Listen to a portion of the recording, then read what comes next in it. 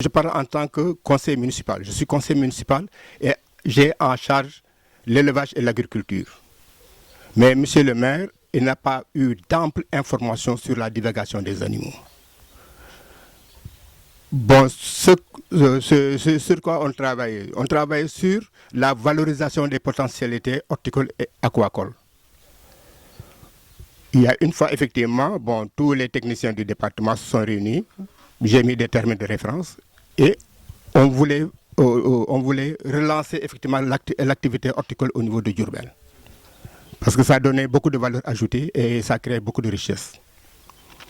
Mais bon, c'est tout simplement quand on a eu, notre collègue a été attaqué, parce que malmené par la justice, c'est en ce moment qu'on a eu un éveil de conscience. Pour effectivement dire que, bon, il faudrait que ça s'arrête. C'est un cri de cœur que nous sommes en train de crier. Effectivement, il faut rompre le silence.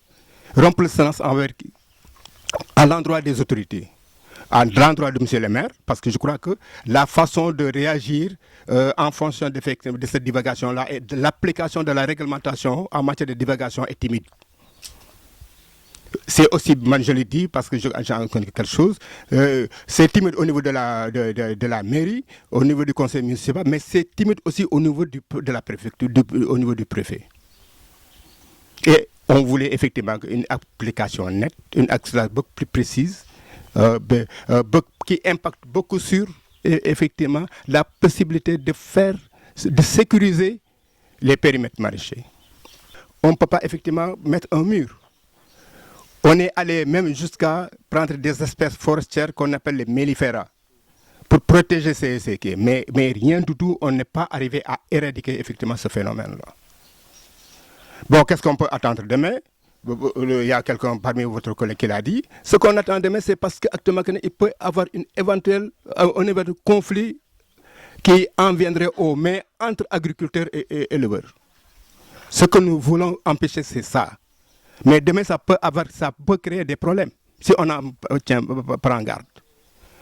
Donc c'est maintenant, à partir de maintenant qu'on peut effectivement essayer d'éviter cela. Et c'est les autorités locales doivent. Parce que ce que je ne sens pas jusqu'à présent, c'est le développement rural que je ne sens pas. La direction du développement, la direction du développement régional, la DRDR, et aussi la direction départementale. Depuis que le problème a eu lieu, on ne les sent pas, on ne les voit pas.